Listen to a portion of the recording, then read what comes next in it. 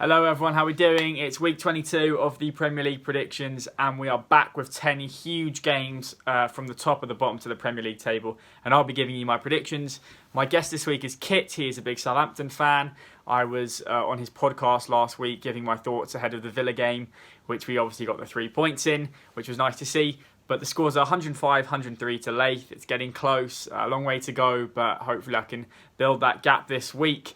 Let's get into the predictions. Right, Premier League predictions. William, may the best man win. So, starting on Tuesday night, we have Sheffield United at home against West Bromwich Albion. This is a huge game. Two teams are struggling in the bottom three. Obviously, there were some good results for the teams just above the relegation zone on the weekend, so this is an even bigger game to try and bridge that gap as they can. A lot of people saying if Sheffield United lose this, that could almost be curtains already. And I think that's probably not that harsh. It's a huge game for them. They weren't far away against Man City. They were tough to break down. I think they'll be exactly the same this week. I think the result is the only thing that matters here. Get the 3 points. Obviously, the likes of Pereira are looking really good for West Brom, and they were good going forward, but were probably outplayed by Fulham. So a point was good for them, I guess.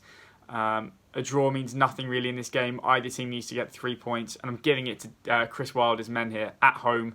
Scrappy 1-0, get the job done. Sheffield United 1, West Bromwich Albion 0. First up, Sheffield United against West Brom. Sheffield United have looked a lot better in recent weeks, though they couldn't look much worse. West Brom, not been great under Allardyce, picking up a few points, but mostly draws, not many wins. And I'm going to go for a draw again here, and I'm going to go for a dull old 0-0. Then we have Wolves against Arsenal at 6 o'clock on Tuesday as well. This is an interesting one. Obviously, two teams that are probably lower and played worse football than they would hope for going into the season.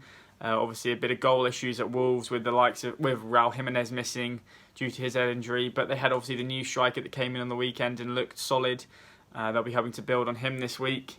Arsenal are obviously going through a bit of a stronger run of form. They obviously got the point against United on the weekend. It was a really poor game, but if anyone was going to get the 3 points, it actually looked like it was going to be Arsenal. So I think they'll be hoping that they go into Molineux this week and get 3 points. However, I think it's going to be a really poor game. I'm expecting a 0-0 draw. Do not watch this one. Next up, Wolves against Arsenal. Wolves have been one of the disappointments of the season, in my opinion, even though they lost a few players over the summer. They've been in a terrible run of form recently. Arsenal, in contrast, have been improving, but I think this is the fixture where it turns around a bit for Wolves. They've got a reputation of doing well against big-name teams, at least, so I'm going to go for a 1-0 win to Wolves. Then we got Man United against Saints in the late kick-off on Tuesday night. Obviously, we just spoke at United's point, and Southampton were pretty unfortunate, to be honest, to not get anything against Villa. They came close to a few goals, a few online clearances. Maybe a few decisions didn't go their way. I thought they were the correct decision. But yeah, Southampton will be hoping to sort of claw something back, given their dip in form. But I think this is going to be a bit of a redemption game for United. They've kind of gone off the boil the last week, and I think this is going to be a game where they click. I like Bruno to turn up in this game after a quiet one on Saturday. So I'm going to say Manchester United 3, Southampton 1. Up next, Manchester United against my team, Southampton. We have so many injuries at the moment, and this isn't really the fixture that you want when you've got a depleted squad. Man United, a little bit up and down recently, haven't won in a few games, but with the depleted Southampton team, I'm seeing this as a pretty comfortable 2-0 win for United.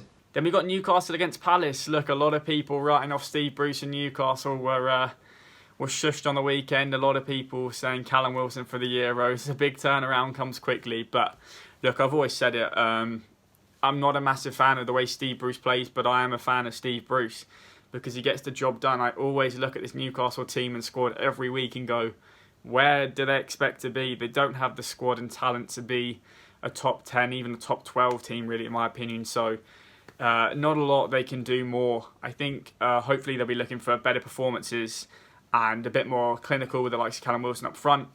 But they were really good on the weekend. They were well worth their 3 points against a poor Everton side. Palace obviously got the 3 points against Wolves on the weekend, which was huge for them. It's going to be a close one. I expect a tight game, but I'm actually going to give it to the home side, and Steve Bruce is going to get 2 on the bounce. I'm going to say Newcastle 2, Palace 1. Newcastle, Crystal Palace. Newcastle, a surprising win against Everton at the weekend, just when it looked like Steve Bruce's job was on the line. Still didn't quite know what to make of them. Palace, very solid, under Hodgson all season.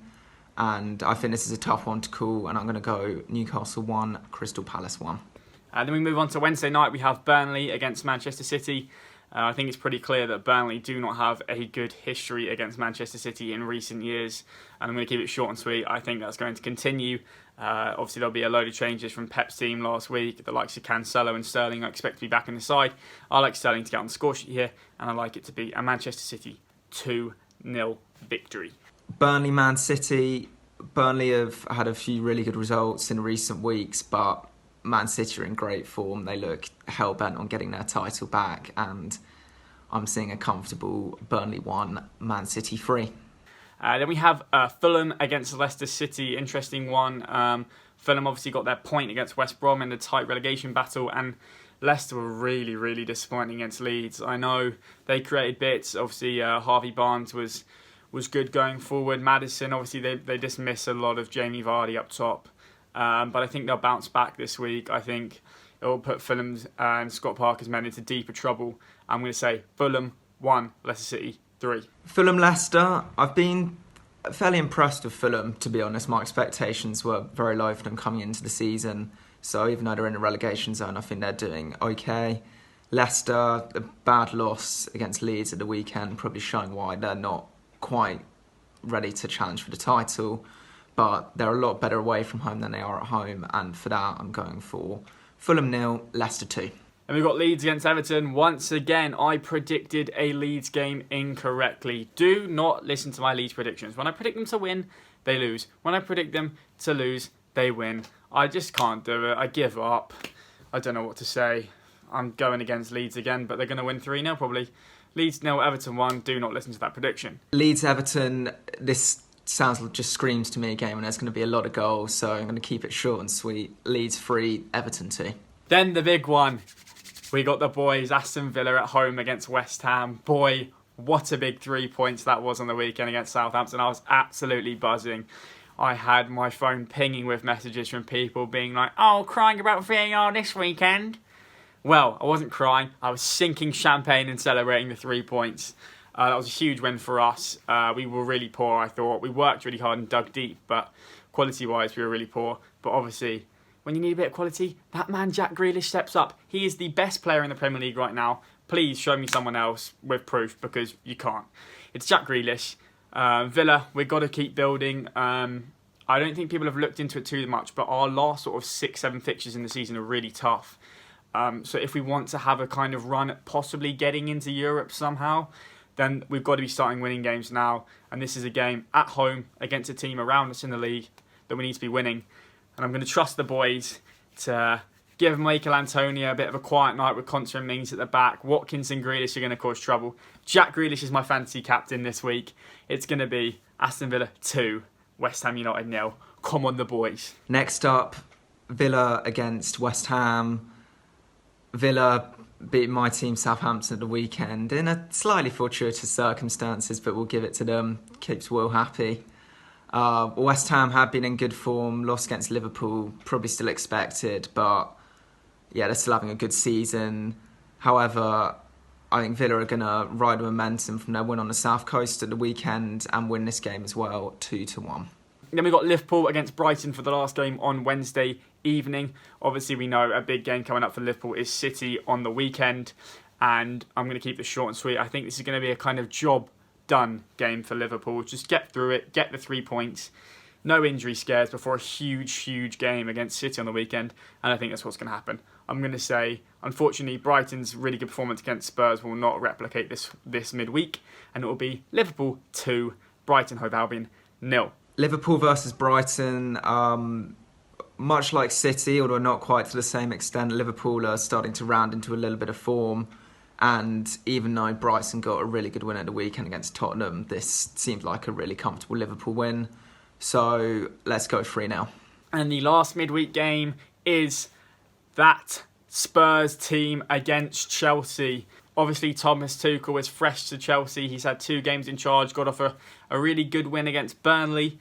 I think he's still playing around with his personnel, his formation. It looks like he's going to go with a 3 at the back and 2 wing backs, which is exciting. It could be a bit of a stinker for players like Mason Mount, who might be potential bench players, which will be unfortunate because he was really good before Tuchel came in. And Spurs, they just continue their dive, don't they? They were really disappointing against Brighton, just lacked anything all game. It was a really poor game of football. If anything, it should be more the Toby Alderweireld clear off the line. Kept it to 1-0. It's going to be an interesting one, but I just really worry with Spurs without Harry Kane.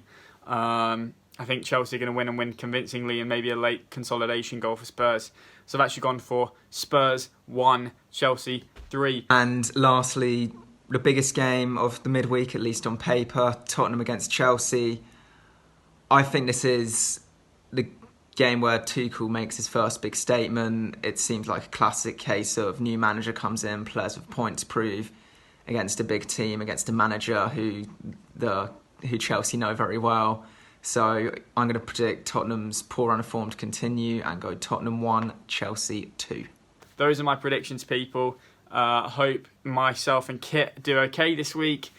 Have a little flutter if you fancy it, but stay safe, enjoy yourself, and all the best. Peace.